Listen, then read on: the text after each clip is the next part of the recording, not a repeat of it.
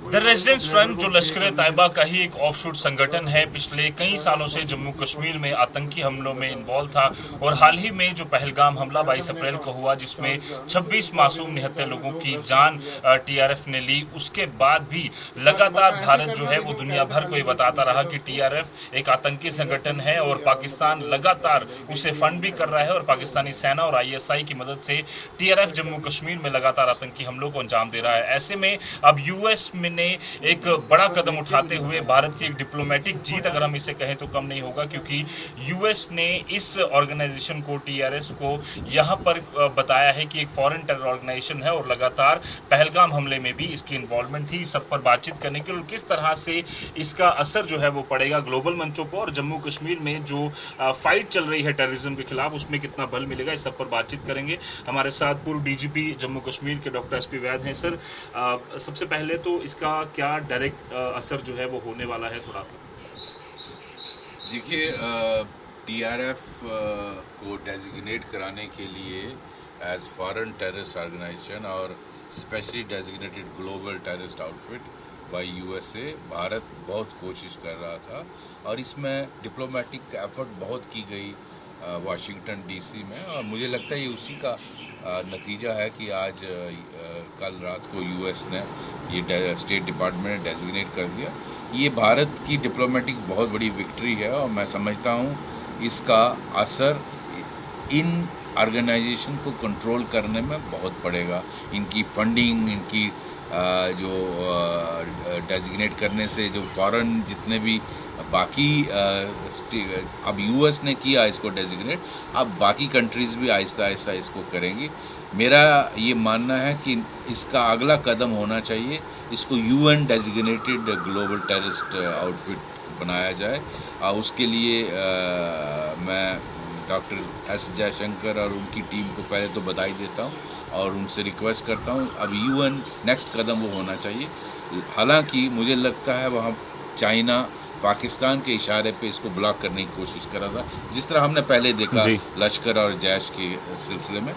तो इसका भारत चूँकि अभी पहलगाम में ये इन्वॉल्व था, बहुत बड़ा अटैक जो आपने देखा अप्रैल में हुआ। कोशिशें तो हमारी पहले से भी थी, क्योंकि आप जानते हैं ये टीआरएफ जो है काफ़ी सालों से, मेरे ख्याल 18-19 से ये एक्टिव है और टारगेटेड किलिंग किया, माइनॉरिटी किलिंग किया, बहुत सारी ऐसे इसने हरकतें की हैं।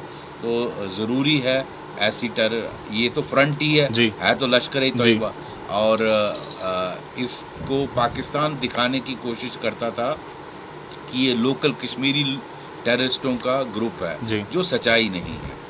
सच की जीत हुई है। सच की जीत इसलिए हुई है कि इसमें 90% से ज़्यादा फॉरेन टेररिस्ट, पाकिस्तानी टेररिस्ट है और लोकल कोई ज़्यादा इसमें है नहीं।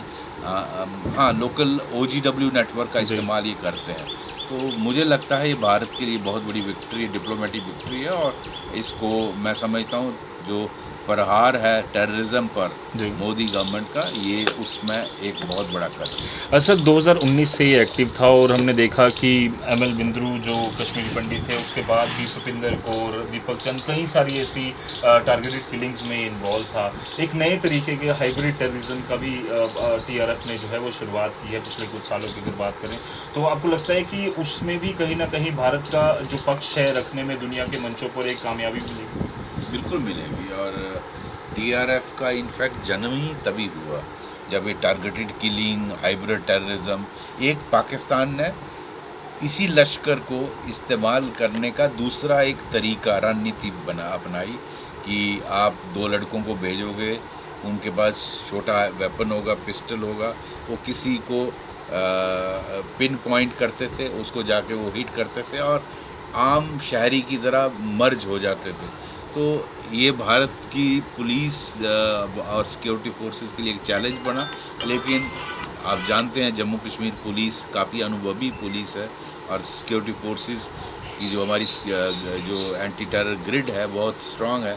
तो इनको थोड़ा टाइम लगा, लेकिन आहिस्ता आहिस्ता हमने इस हाइब्रिड टेररिज्म को भी अनकवर किया और इनका पर्दाफाश किया और उसके बाद ये पहलगाम का इन्होंने हादसा किया किस तरह से, तो मैं समझता हूँ उससे दुनिया में इसकी चर्चा हुई और भारत की एफर्ट इसको डेजिग्नेट करने, हालांकि भारत हम सभी जानते थे कि ये लश्कर का ही एक फ्रंट है जी। लेकिन दुनिया को कन्विंस करना बड़ा मुश्किल होता है।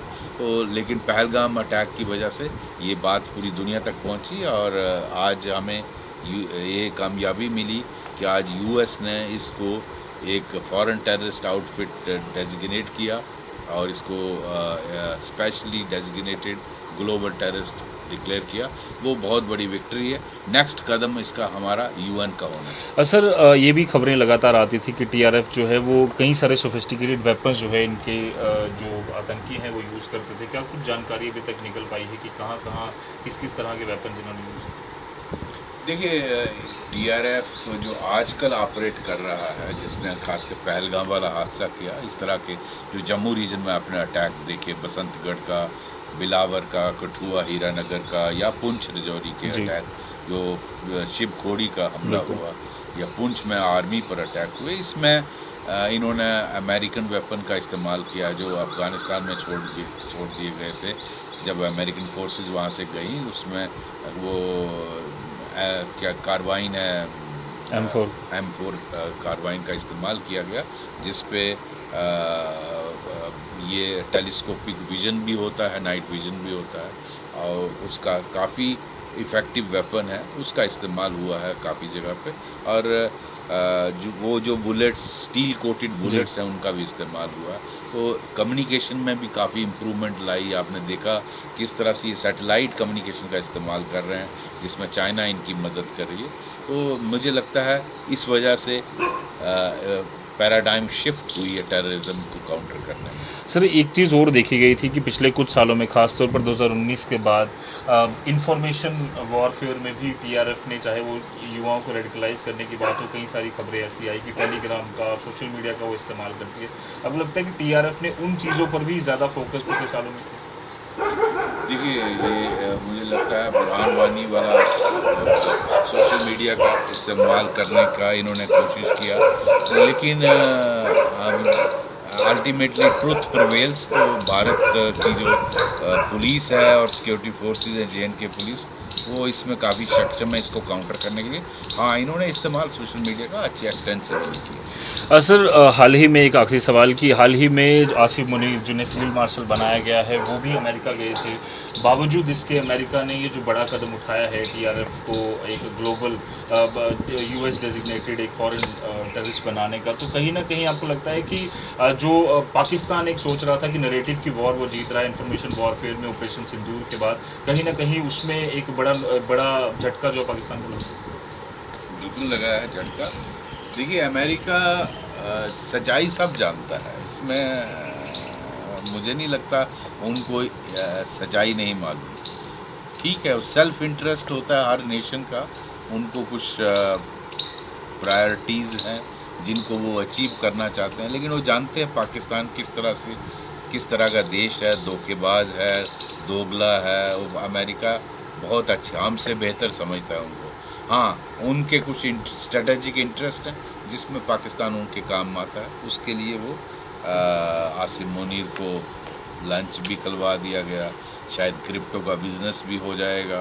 कुछ पर्सनल हर नेशन के वो होते हैं, उसमें हमें ये देखना चाहिए कि यस, जो हमारी लड़ाई है टेररिज्म के खिलाफ, उसमें एक हमें विक्ट्री मिली और पाकिस्तान को झटका लगा। धन्यवाद सर। तो साफ तौर पर जो यूएस ने ये कदम उठाया है उससे कहीं ना कहीं भारत की एक डिप्लोमेटिक विन तो है ही है, साथ ही साथ जो भारत का पक्ष है दुनिया भर में कि पाकिस्तान जो है, पाकिस्तानी सेना और ISI लगातार जम्मू कश्मीर में आतंकवाद को फैलाने के लिए काम कर रहे हैं, उसमें भी यहाँ पर भारत का जो पक्ष रखने में भारत को यहाँ पर जरूर बल मिलेगा। वीडियो जर्नलिस्ट मानिक केनी, जोधपुर, आज़ी मीडिया, जम्मू।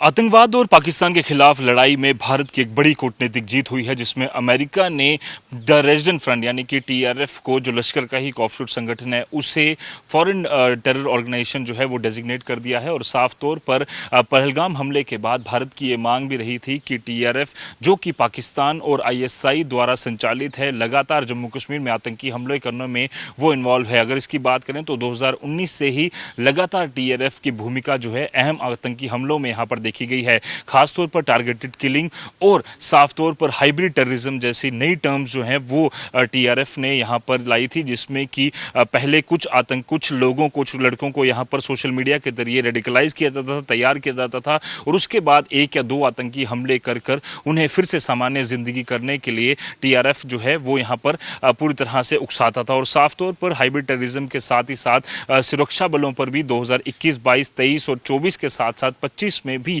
कई सारे आतंकी हमले टीआरएफ ने यहां पर उनको अंजाम दिया। खासतौर पर अगर बात करें तो 2023 में बाटा दूड़िया में भी सुरक्षा बलों के काफिले पर आतंकी हमला टीआरएफ आतंकी संगठन ने ही किया था। इसके अलावा 2025 की शुरुआत यानी कि अप्रैल में भी जो पहलगाम आतंकी हमला हुआ था, उसमें भी टीआरएफ ने ही जिम्मेदारी ली थी। तो साफ तौर पर पिछले कई सारे अगर बात करें तो हमलों में जम्मू कश्मीर में खासतौर पर टीआरएफ की एक अहम भूमिका रही है।